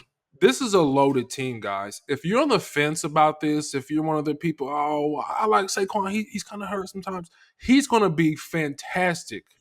Absolutely. Absolutely. And then even better is even though Saquon is a three down back, I still think that we're not gonna run him into the dirt because I mean, Right. number one, we need him to be healthy, Yes. and then number two, it's like with our offensive line, like you just mentioned, we're gonna have success with almost whoever back there running the ball for the most part, bro. So Do you think it's coincidence that CMC, a player who was hurt frequently when he was in Carolina, you think it's a random coincidence that he gets to San Fran and he's healthy? Oh, the team's really good. It's not, facts. he doesn't have to get the ball every time and go for, they just have more options. That's how Yep. it's going to be with Saquon. He's going to be healthy this year, guys. Mm-hmm. He played almost 800 snaps last year, so it's not like he was hurt the Yeah. whole year. So, Right. Right. And that's also once again being on a team where he is the sole focus. yes. I mean, even though the team decided to pay Daniel Jones, but I mean, hey, one team's mess up is Yeah. our treasure, huh? That's But going to be 2 free wins for us. This. nah, facts, facts. And then I'm glad that you brought up CMC going over to the 49ers because I see a lot of this Saquon thing doing the same thing with us. And on top of that, another reason why I believe that Gainwell is still going to get some touches. Even rookie Will Shipley, I think, will get a few touches as well. He seems like he's really great catching the ball out the backfield. He can run decently, but he has really good hands, especially for a running back. But I see them two getting a few touches as well, just because you see over there in San Francisco, CMC is more. I'm pretty sure we can all say he's the best running back in the league for sure. Even with him being the best guy on that team, running the ball, blocking, pass catching, he still gets subbed out. You know what I mean? Like the other running backs still get a little bit of burn. And CMC is one who has fought injuries multiple times. So it's like I still see Saquon getting majority of the carries, obviously, but I still think Kenny's gonna have a little say whenever it comes to how many carries that Saquon truly gets. So it'll be nice to keep him fresh. I'm excited to see how many dump offs he catches. When we were talking about Jalen, I didn't get to touch on this a little bit, but like you mentioned, he likes to hold the ball a lot. You know what I mean? It was like, yeah, he had a lot of pressures in his face. The sack rate was a little high too. He holds the ball a lot. What I've noticed a lot, like from what I'm seeing in training camp, what I'm hearing from the beat writers who are there at training camp, is that in Kellen Moore's offense, it's kind of a like progression thing. It's like, all right, you looking here, then here, then here. So and it's all kind of quick, and then he's finding the dump offs. Like, boom, okay, bet, get it to the running back, just get it to the running back, and then let them do their things. I think that's going to help us convert more third downs. I think that's going to make sure that we don't give up as many sacks, and I do think that that's going to help us be able to, I guess, be healthy for a longer period of time, especially like Jalen himself. And then that's where I think Saquon is going to come in handy a little bit more, where Kenny Gainwell is also going to come in handy a little bit more, and also Will Shipley, because all three of them do a really good job of catching the ball out of the backfield. And I was looking at a play the other day. This is kind of random, but we were playing the Seahawks, another team that we lost to during the end of that stretch last year. Jalen had called some check where he ends up throwing this deep pass to AJ Brown. AJ Brown is double covered. It turns into an interception or whatever. Nick ends up talking at the end of the game, talking about basically he just kind of took the blame for that when AJ later on came out and said that no, that didn't have anything to do with Nick, and we appreciate him, taking that blame for us, but that was a check that me and Jalen had made ourselves or whatever, like, and like I said, obviously it didn't work. But back to the play itself, you can see as Jalen is holding the ball, trying to get it all the way down the field to where AJ was doubled. It's like third and maybe about 5 or so. Everyone is dropped back on defense. Like it's a huge gap from the offensive line, the defensive line, and where Jalen is. Well, that group right there, and then to where the next set of defenders are. Like they're probably about 15 yards away. Everybody's kind of deep. Essentially, everybody ran deep. And you know who's sitting right there? Sorry. Is Kenny Gainwell. He's just off to the outside right there, ready for a dump off. Nobody within 10, 12 yards of him. He's easily going to get this first down. We're going to move the chains. What's Jalen doing? Dropping back and like, hold on. Forcing up that ball down there to AJ who's double covered. I don't think we see a lot of that this year. I think naturally he is going to go through these progressions that Kellen Moore has set up, and he is going to find the running back, take what he can get, help us continue to move the chains. The best time, the best Patrick Mahomes I think we got to see was Patrick Mahomes without Tyreek Hill. When Tyreek Hill was on the team, I'm not saying he made Patrick Mahomes. Patrick Mahomes is obviously goated, but it changed up the way that he had to attack defenses. And I think it's going to be kind of similar with us to where it's like when you take what they give you, then at that point, bro, they can't stop you. You know what I mean? It's like they're sitting there trying to make sure you don't go over the top, you don't beat them deep, and all this other stuff. So you just take what you can get, and then as you essentially kind of lull them to sleep. So then they start kind of coming in, okay, trying to make sure that all right, now we're gonna stop this, we're gonna stop this. That's when you hit them over the top. That's when you hit them with a little play action, boom, bomb to AJ, bomb to Smitty, bomb to Jahan Dotson, newfound eagle. You know what I mean? So it's Yeah. like I think we'll be able to get a lot more of that in Kellen Moore's system with these running backs that we have too, with the play action game, and also with the dink and dump. With the check down. So I think that's where we're gonna be. You got I anything else you want to add for him? I would be interested to see. Now that's how I like football to be played. It's almost like nobody watched Tom Brady for 20 years. Exactly Facts. what he did. Hit Amendola, hit Facts. Edelman over the middle, hit Gronk over the middle, hit Move the Aaron chains. Hernandez. And yeah, just take your 4 or 5 yards. And then as soon as they Mm-hmm. fall asleep, that's when you throw it over the top. It's like nobody watched that. But that's why I think Jalen Hurts like playing the hero ball. I think a Jalen Hurts MVP run is almost counterintuitive to what the Eagles should be doing. I think the running game and quick game should be the key, but we'll see because this team just isn't built for that. Like this team has home. It's how it is. This team has home run hitters, right? Like they just have guys that are great up the rail. So we'll see. You want to use your strengths. You know, how many times is Devontae going over the middle? I'm I gonna don't be know. honest, bro. It's gonna be more than you think. Because also Devontae is small, but Devontae might be one of the most fearless players on our team. Like, how many times have you seen him go up over two dudes and go get that ball?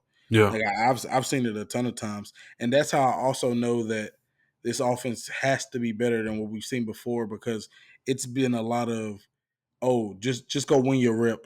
You know what I mean? Just go be better than the other team. You know what I mean? It's like we're not scheming dudes open. We not, you know what I mean, like running great route concepts.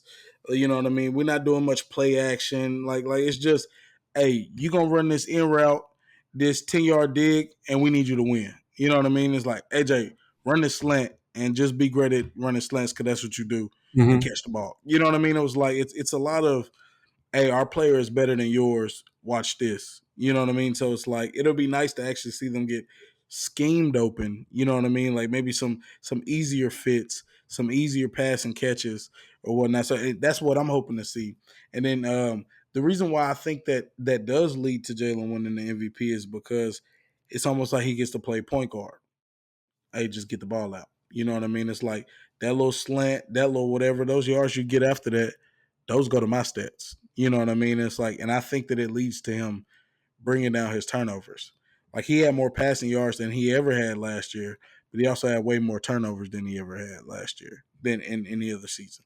So I think if the yards continue to be there, if not more, and the touchdowns continue to be there, if not more, and you can bring down the turnovers because we're actually scheming guys open, we're getting easier looks, we're dunking off to the running back a little bit more. I think those things actually do lead to him being MVP, and not because he's playing hero ball, but just because he's utilizing the pieces that he has and he's not making mistakes. So that's where I see, I guess, him transcending from like top 8 to top 5 just because of what it looks like, Okay. you know. So yeah, so that's kind of where I'm at with that. But hey, but with AJ and Devontae, man, we're gonna go ahead and talk about the receivers if that's cool. Hmm. We got two studs. I personally believe we have two number one receivers on our team. Two. AJ last year, 7 touchdowns, 106 catches. 106 was eighth in the league last year. He had 1,456 yards. That was number 5 in the league last year. Top 5 in yards. Top 8 in catches. Touchdowns was 7, but he was 18th. But Devontae also has 7, so he's splitting them a little bit as well. Um, How many catches did Devontae have? Devontae had 81, which Eight. was Okay, yeah, 81. he was 20th in the league. He had Yeah, 81. that's really good. You know, the target share is a little wonky because Mm-hmm. depending on who you ask, they might have the number of targets ranked a little differently Mm-hmm. depending on how you consider like what's a target or not. Right, right. But I was looking at Warren Sharp's number. He had 112 targets, 72% completion rate. So Mm. yeah, he's catching everything that comes his way Bro, down here. That's if I put ridiculous. my hands on it, it's mine, bro. Like That's ridiculous. Yeah. his toe tap skills on the sideline are amazing too. Like it's AJ. I'm sorry, Devontae is a wide receiver savant, bro. And then watching him do all of this at like, I think he's like 6 feet tall, bro. I think he weighs like 179, maybe, Yeah. bro. Like, bro, he's a skinny dude, Looks bro. like Like, Jaden Daniels out there. bro, what? And it's fearless, bro. Like Yeah, he's just taking the ball for absolutely. whoever, bro. Like I just want to throw a Devontae Smith highlight rod on here, bro. And that thing will do numbers, bro. Like, hey, the catching ability is crazy from this guy, man. Not to mention the route running savant that he is, bro. Is crazy. But AJ, they call him always open because he always open. He don't have the slippery route running skills that the Slim Reaper Devontae Smith got, but them hands are certified. Like the boxers say, like I can't fight you, bro. These hands they registered. AJ hands registered, bro, and that's a big dude. I don't know if you've seen images of him. What do you That's think a big AJ dude. Brown's like? What is his? Because I'm even trying to think. I'm like, what's his like singularly best thing that he does other than just wind up with the football? Like, what does he do? What's his number one thing? The thing is, that is it, and that's enough. That's enough. That's what I'm trying to tell Kellen. That's enough. Absolutely. And then like the I was watching the NBC Sports Philadelphia with Dave and Rube, and they were mentioning one of the training camp practices. I think it was like 2 in a row where they was like, yeah. the AJ Brown slant is still the most unguardable play in the NFL. It just still is, bro. It doesn't matter. I'm running the slant. You're not about to stop me from running the slant because you're not gonna be able to press me. I'm way too big. You're gonna get up off me. And then also, no matter how tight your defense is, you right there in my hip, my pocket. If Jalen put this ball out where only my hands can get it, I don't care what you do to my arms, how you swiping at me, doing any of that. I'm getting this catch. I'm coming down with this ball. I think my biggest thing against AJ is sometimes he'll have some uncharacteristic drops where it's like concentration drops. Where it's like, come on, AJ, damn, bro. Like, or he'll just fumble the ball randomly on some random shit. It's like, dang, AJ, like, but dude is still top tier. You know what I mean? And then so something I learned about, not something that was new to me, but something I learned that he was doing really well because I didn't know how great he really was in Tennessee until he got here. You know, because obviously I'm paying attention to my Eagles, but the late hands. He was talking about that a lot going into our first year with him in 22. And then he was just talking about, when the ball's up in the air, not showing your hands to where the DB can see him until right before the ball gets there. You know what I mean? So you were talking about, like, what's his best thing besides coming down with the ball? But I think that's just what it is. Like, that's it. You know what I mean? That's his superpower. Him and Smitty were just in an interview the other day. And then AJ was talking about what he would take from Devontae if he could have any of it, his route running skills, which is, of course. And then Smitty talked about, he said his AJ's catching ability. You know what I I mean? saw that interview bro, as well. I yeah, saw that. bro. I watched Yeah, that. it's like, what? Bro, like the catching, those hands are certified. I mean that, bro. And Yeah. he's big as hell.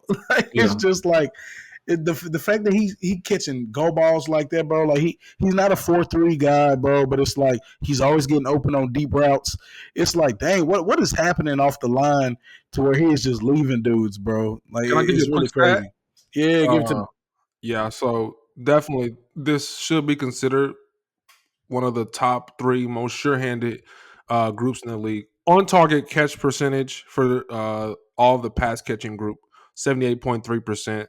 That ranks 6th in the league. Drop percentage, 4.4%. That's the number 1 drop percentage in the league. Yeah. Yeah. Okay. And then, I mean, even like Devontae completing 72% of the balls thrown to him when his average air yard is 12.1 air yards per target on average, and he's still catching 72% of the balls. So yeah, Boy, boy. sure-handed group for sure. And bro, if you've been an Eagles fan as long as I have, you've seen a lot of mediocre wide receiver play. A lot of it. I saw something earlier today on X, formerly known as Twitter.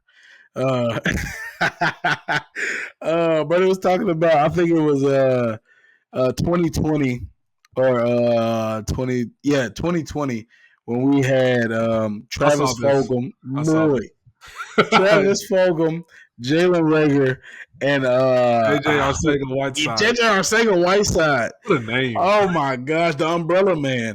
Oh my, bro, he was terrible. Oh my, Jalen Rager, terrible. I know you from Waxahachie, bro, down the street, but I don't care. You was terrible. Like, bro, garbage. Like, these dudes were trash, bro. And like, we thought Travis Fulgham might be a guy. He came in during the middle of one year, I think it was 2019, and we was just like, do we have a receiver on our hands, some undrafted guy? And then he came back to mean, came back to normal, Was bro. Jalen Rager, was that the guy who would route everybody up and then drop the ball? I don't even know if he was routing everybody up, but he was He was definitely dropping the always ball. open though. I feel like you might be talking about Nelson Aguilar. Oh yes. Yeah, you're right. Nelson Aguilar. Yeah, He used to Nelson route Aguilar. everybody Yes. up, bro. You could Yes. not guard him, but he just dropped the ball. Bro. Hey, fast, athletic, bro. He had the build that you wanted. He was about 6'2". He was athletic. He was fast. He was long. He was strong. He wasn't skinny. Can't catch worth a damn, bro. He had a good year in Las Vegas, though, for the Raiders. He had a good year in Las Vegas. Hey. What they say? Even a blind squirrel can catch a nut, bro. He used to really run nasty routes, bro. I just making things miss, just for him to miss the ball. Like, bro, what you doing, bro? I still remember whenever that guy, he was in Philly. He was being interviewed. Some random guy. He was talking about they were saving these kids out of this like burning building. He said, I think his cousin or somebody was grabbing the kids and throwing them out, and he was catching them. And he said, unlike Aguilar. I was like, bro, Oh, this is crazy. I do remember that. I was like, bro, in the middle of a news interview about a I do. fire and saving kids, bro. Yeah, I was catching them, unlike Aguilar. I was like, that's wild, bro. I said, but that's Philly for you. I mean, Yeah. like I'm in Texas, bro, but it's like being out there and then understanding our fan base, bro. Like this is how it is, bro. We're gonna tell you what it is, bro, and you can't just be trash around us, bro. Cause that ain't okay, bro. We not about to rock with that. Greg Ward was one of our best receivers for like a year and a half. Why? Why? Greg Ward was undrafted and he played quarterback in college. Why is he one of our best receivers for a year and a half? Like, what are we doing? It was nice for a little bit though. But what? But he was. He It helped us was make nice. the playoffs. The one of our last successful years with Carson Wentz. It was the year after the Super Bowl, so year 2018. And bro, it was just Greg Ward, bro, was carrying us, bro, Yeah. getting open. It was like, is Greg Ward nice? I don't He even was a know. playmaker. He like made plays. You could tell he wasn't a natural Facts. receiver because like his hands were just not. He was all body, all shoulder pad. Like, but What Terrence Williams catches from he the was a playmaker Cowboys? though. He was just making happen. Nah, facts, bro. Hey, he'd find a way to get open and he'd catch the ball, bro, and I appreciated That's him. the job. That's the job. Right, absolutely. But look at us now. We got two number ones, bro. And I don't care what nobody says about Smitty. I know we talked a nice amount about AJ, but as we should, bro, they both end up getting paid this offseason. And Yeah, I think AJ Brown is the top 5 receiver in my opinion, bro. He was a Pro Bowler in 2020, yeah, 2022, and 2023. He was a second team All Pro in 22 and in 2023. So he is like that for sure. absolutely. Smitty has yet to make the Pro Bowl yet. And I think it's hard, bro, because it's a lot of receivers touching the rock these days, bro. But it's like The when you the got a top go ahead. the guy opposite of Smitty was 8th in the league in targets. So Bro, bro, bro. AJ Brown 158 You know targets. what I'm saying, bro? It's like that's why it's like I don't want to hear too much about. I think CD Lamb is cold. Don't get me wrong, bro. Mhm. I think he's top tier, bro. I don't know if he is better than Devontae Smith, and I'm okay with someone arguing that he is though. Like I don't have a problem with that because I get it because the numbers are there.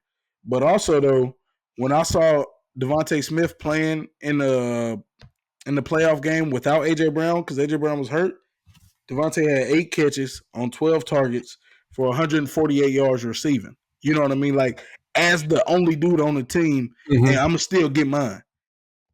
Hurts gonna throw on the ball 12 times, and I'm gonna still get mine. You know it's Mhm. coming to me, and I'm about to get it. It's Mhm. like who's to say he wouldn't have been putting up those numbers all year? You know what I mean? If he didn't have an AJ Brown on his team, so that's why I'm like, bro, we do have 2 number 1 receivers on our team. I think Devontae is definitely top 15. I personally think he's top 10, but I mean, I'm probably a little biased with that. But I think that the numbers are there to kind of back up that he could be that guy if he needed to be. Yeah. You know, but honestly, man, just I think that we see more than 1,100 yards this year, though, because I do think that him being moved around into the slot, which is something that we really didn't get to see at all, we will be able to see a lot of the national championship Heisman Trophy winner Devontae Smith, where you're getting to see him in motion, working dudes out. You know what I mean? Not just standing in one spot. They just running a few different routes, bro. Like I think we're going to see the evolution of Devontae Smith, and this definitely will be his first Pro Bowl year. You know, so and I would be shocked if it isn't, to be honest with you, bro. So I'm excited to see what it brings. I think we will see a lot of what we see with CeeDee Lamb with Devontae Smith this year. You gonna touch on Jahan Dotson? I am, bro. I am. I even had a whole section, bro, of number 3 receivers. But shout out to us getting Jahan Dotson. Got him in a trade. Was it yesterday or the day before? I'm trying to remember. Yeah, sure. Yesterday?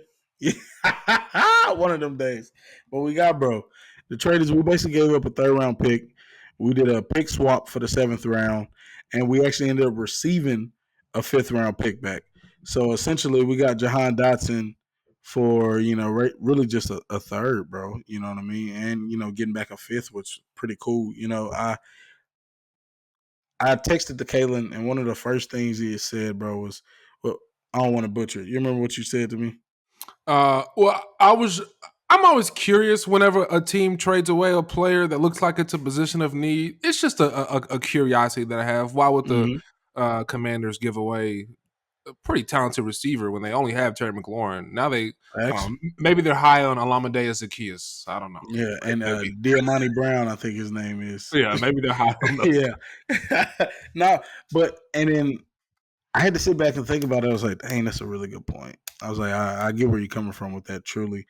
So I had the pleasure of once again watching NBC Sports Philadelphia. They had brought on a guy from NBC Sports Washington named JP Finley, and he was essentially talking about that move. And he had mentioned himself that they had a feeling something was going down because in the first preseason game? Yeah, in the first preseason game, he was still in the game towards the end of the second quarter, catching pass from a third string quarterback. And it was like, this seems a little strange, So it's just like, what's truly going on with this guy? You know what I mean? So, and then JP had also mentioned that with this new coaching staff coming in, essentially everybody was just kind of on the same level. Like, and then he was saying that I think he thought that Jahan had a feeling that he was going to have a role already kind of carved out for him. Like, okay, like almost like probably like I'm sure they had with Terry McLaurin.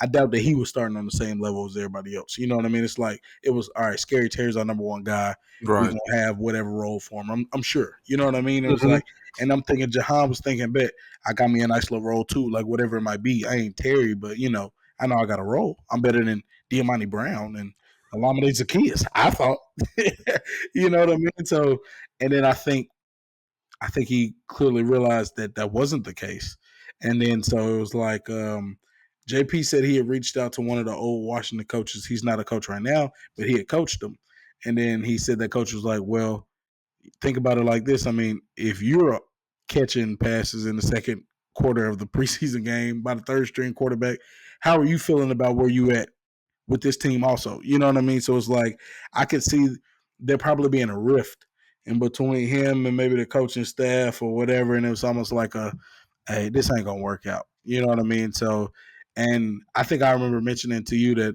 well, what Washington needed from him and what Philly needs from him are two different things too, though. You know what I mean? It was like, because when you mentioned, he was like, dang, who else is on that team?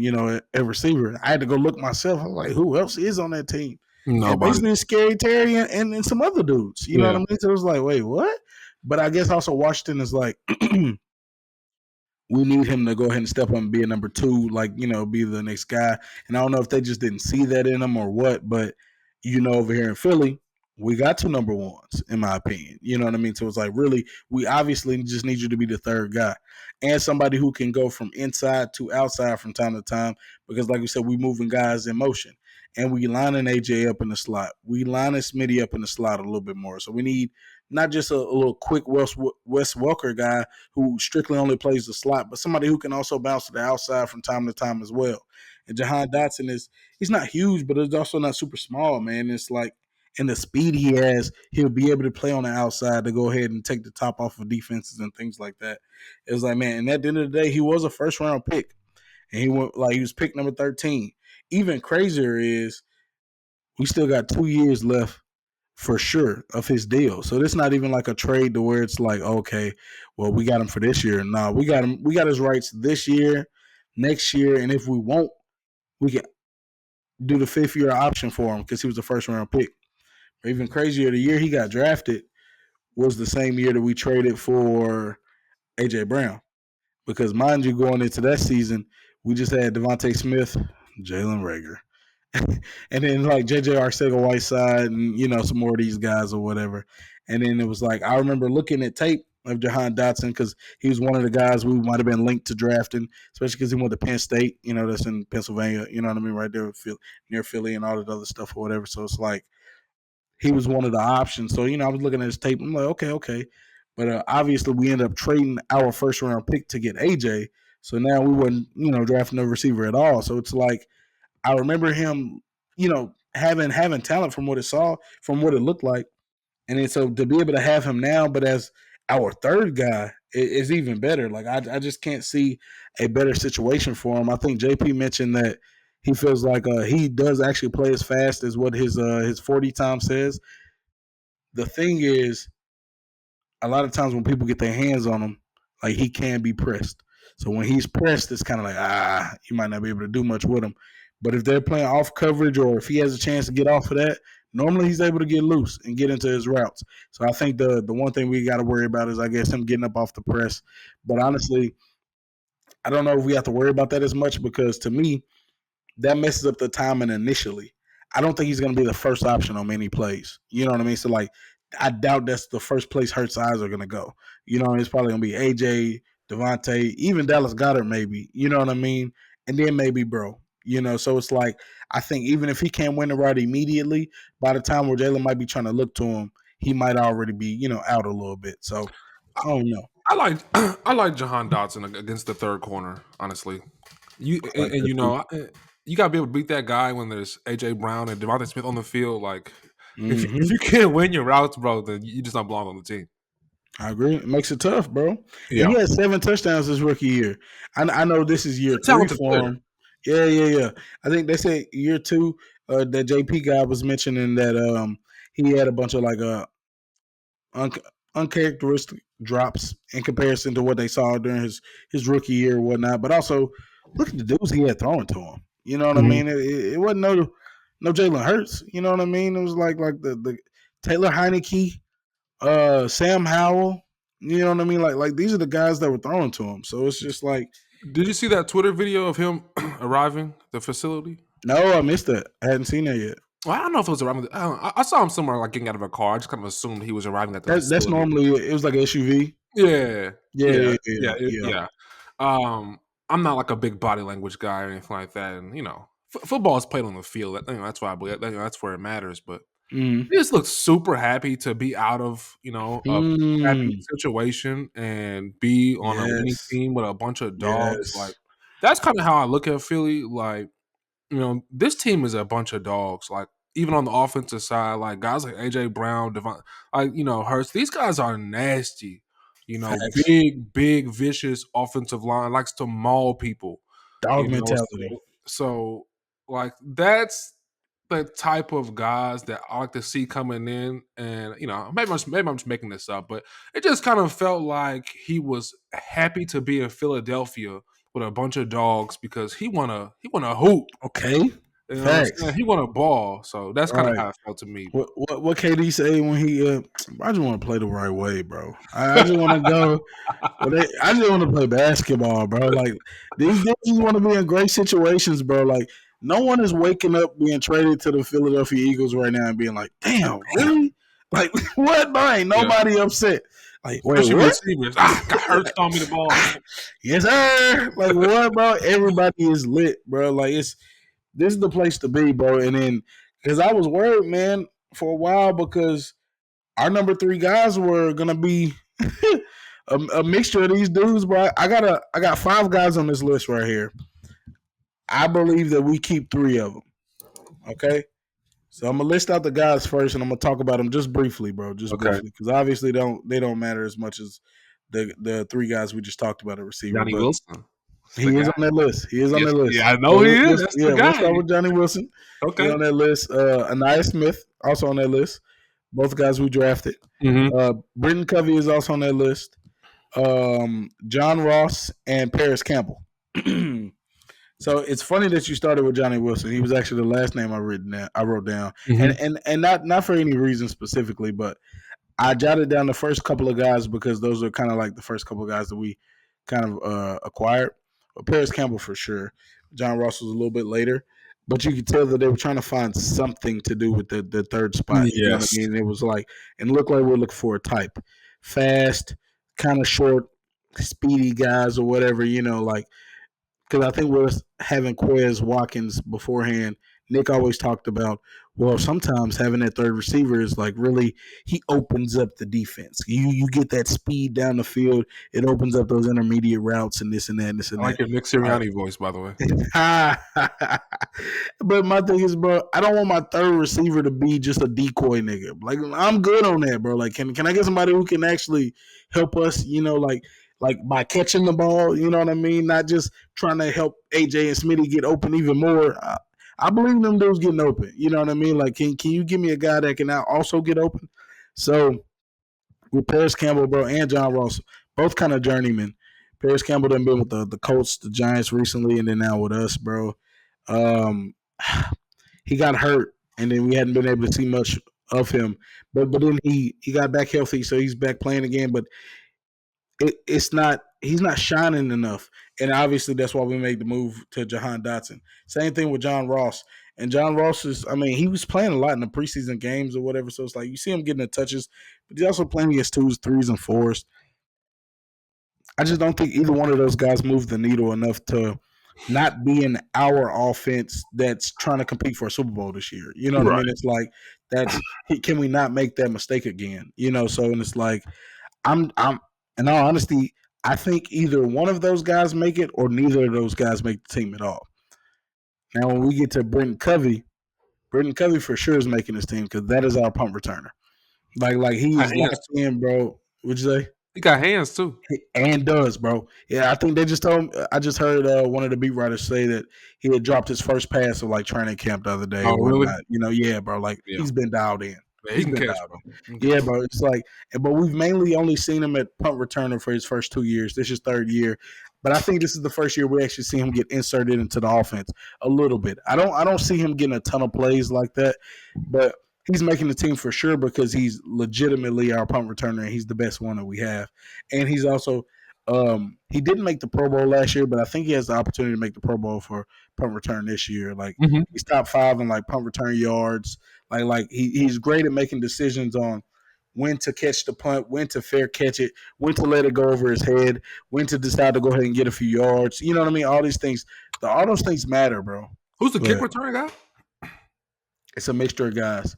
With the because last year it was I was about to say Sproles, but I mean why am I drawing a blank on Boston Scott? Boston Scott did a lot of our kick returns last year. A little guy built like Darren Sproles, Mm-hmm. but Boston Scott was not brought back this year. But it looks like in this new kick return format, they're utilizing running backs a little bit more, and it looks like a lot of the teams are kind of doing that. You know, like they're thinking that maybe you want to use a bigger person, you know, with a little bit more girth to them. Because I know that they changed these rules to try to make it safer, but I don't know how safe it is. In this The preseason, we've collisions. seen a lot of big It's been hits, some bro. crazy collisions. And then I think that they're not taking physics into effect. It's like I think they were worried about people from the kickoff team running full speed for 50 yards trying to get down there. But really, you got to look at it as now these kick returners are catching the ball, and instead of them trying to navigate from the jump, they're just taking off sprinting and then trying to make a move later whenever they get close to Some people. of them, that's their fault. Yeah, Because some of I these feel hits you. I didn't see, it's like, bro, you ran right into the block, bro. What was you doing? That wasn't. Oh, bro, because they running full speed. Yeah. And then by the time, whenever they getting close to the defenders, they clean it clock, bro. It's like, Mm-hmm. oh, like, bro, this dude's getting hit. It's I been don't even car want, wrecks, yo. what, bro? I don't even want Covey back there. Like, nah, bro. Let him just do the punt returns. We'll be good to go. It's all right. Yeah, So I he's think Kenny small. Gainwell is going to do a lot of the kick returns. I think that might give Isaiah Rodgers a chance. I think Cooper DeJean might get a chance back there too. So some of these guys who have return abilities, who are a little bit more stocky, I think are the ones that they're going to give a chance to. Um, but Covey for sure makes the team, so he's one of the 3 out of these 5 for sure. And but like I said, I think he might get a chance from time to time out there on the field, just get a little bit of burn. I don't feel as bad having him be my backup slot as I would have years prior, but because like you said, bro, he got hands, bro. Like he's secure with those catches, bro, and he's quick. The same things that make him a great punt returner makes him a pretty good slot as well. But Anaya Smith from Texas A&M school you used to go to, a short, stocky guy, about 5'10", 176, bro. Like, I was very bullish on Buddy when we drafted him. We got him in the 5th round, but he was like one of 3 of our 5th round picks. So, honestly, I was like, man, just get somebody, bro. We got 3 5th rounders. So, they grabbed him with one of them, bro. And it's like, the start camp off, bro, he was terrible. One of my favorite phrases, garbage, bro. He was trash, man. So, it's like, all people were reporting was, oh, he was dropping passes. Oh, he missed this. He dropped another pass. He did. I'm like, gosh, what are we doing? Because I thought he truly had a chance to become one of our starting wide receiver three. I was like, all right, he has that slot body. You know what I mean? And he has like that Debo Samuels get the ball in his hand, and then hey, he's like a running back type of thing. That's what he was doing in A&M. But after the start of the training camp, bro, it was just like hell no. Nah. But he's gotten so much better though. Everything I've heard over the last, I want to say, 7 to 10 days have been positive. The first 10 days trash. The last 7 to 10 days were positive. I really think that so I say about 7 days. Whenever he got the what was that 2 point conversion at the end of the Patriots game or whatnot, to I think that made a big difference for his confidence, bro. And then he started going into the practices after that, bro, and he was catching the ball, making plays. He had that burst. He had that upside that we were looking for. So a little bit more exciting.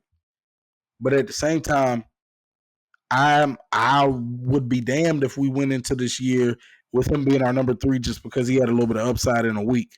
Like once again, like we were saying about Paris Campbell and them, but we're a Super Bowl contender. We're trying to win. It's not just enough to be, okay. Now Johnny Wilson, I'm excited about, bro. 6'6", drafted from Florida State. Man, he was a 6th-round pick. So we draft Anaya Smith, and then the next round we just go grab Johnny Wilson. I think they're looking at it as, both these guys probably a project. Let's just see what pans out, bro. We got all these late round picks. At this point, you just shooting dice, hoping for something to hit anyway. So Johnny Wilson is flash though. Like he had a slow start to the camp, but not down. It just was slow. You wasn't hearing too much. But then you start hearing about him making plays, him using that big frame of his, catching everything coming towards him, seeing that he can actually play in the slot, not just the outside at 6'6", which was great, and still even better because of the fact that AJ and Devontae are going to get moved in the inside a little bit more than normal. He's someone that you can also play on the outside. At 6'6", obviously I can be outside receiver for sure. Mm-hmm. But I definitely think he's also a project. I think maybe in a year or two he might be actually really serviceable. Maybe even by the end of this year he might get a little bit of reps. But I can see him, not suiting up every week. You know what I mean? But I do see him making the team. So when I'm saying these 5 people, we have Paris Campbell, John Ross, Brenton Covey, Anaya Smith, and Johnny Wilson. 3 out of that 5, I think we end up keeping. Because for sure we got Devontae, we got AJ, we got Jahan Dotson. Them 3 receivers for sure. I think we end up keeping 6 receivers total. And like I said, Brenton Covey ain't going nowhere because that's our punt returner. So that's 4. So now at this point, I think we either keep both Anaya Smith and Johnny Wilson, 2 dudes who could end up being projects who could work out for us in the future, or we end up keeping one of them and one of either Paris Campbell or John Ross. Just so that way you still got that veteran receiver on the team for, just in case purposes. So I think if they end up keeping one of Paris Campbell or John Ross, I think it's going to be Paris Campbell. And then I think they keep Johnny Wilson. I think those 2 are the 2 players that I would want to keep if they keep a Paris Campbell or John Ross. But I got a feeling they might just keep Johnny Wilson and Anaya Smith and just say, F it, we're going to run with these young dudes as our backups. What you think, bro? Like, I mean, just hearing about them guys, would you rather keep the 2 rookies or keep one of the rookies and one of those vets? Nah, those vets suck, dude. Those vets are trash. Just keep the trash young guy. Like I maybe feel he'll you. pan out and he's cheaper. Facts. So. Facts. You got 4 years of them at least. John Ross and Paris Campbell are not good players. No, I feel you, bro. So, It was a reason why they was available, especially John Ross. We brought him in on a tryout. So he wasn't even like in our free agency initially, bro. We brought him in on the tryout. Matter of fact, he was at the rookie training camp out there with them boys. Yeah. That's summer league for basketball. What? Like, Made the team. Played in summer league. Facts. So I see them go ahead and cutting both of them, keeping Brenton Covey and Ira Smith and Johnny Wilson, and then watching them boys kind of pan out a little bit later. Yeah. But I don't really know much about those guys. It's just, I don't know. I just have like some weird intuition about Johnny Wilson. Yeah. I hope he works out. No, I feel you, bro. Man, but I think we're gonna be great though. I guess we didn't really touch on tight end, bro, but Dallas Goedert, I think Dallas Goddard is good. I don't think he's great. In previous years, I always thought he was like a little bit better than what he actually is. Um, Number one, he got to stay healthy. That's his biggest thing. He's always getting hurt. He's yet to even get close to 1,000 yards yet. But I personally think he's actually like a top six, top seven tight end in the league. I just don't know how much that's saying. I don't know if that's saying much, bro. It's like because really the top three tight ends, maybe top four tight ends, are the really good ones in the league, and then it's a crapshoot from like 6 through 12 of whoever, and then I think he's in that mix. Well, yeah, we can go ahead and wrap there. I think we kind of hit pretty much everybody. This is a loaded offense for the Eagles. Bye bye and good luck to CJ Uzama, the tight end who was cut. Uzoma. Uzoma, sorry, Yeah. who was cut the other day. Good luck, sir.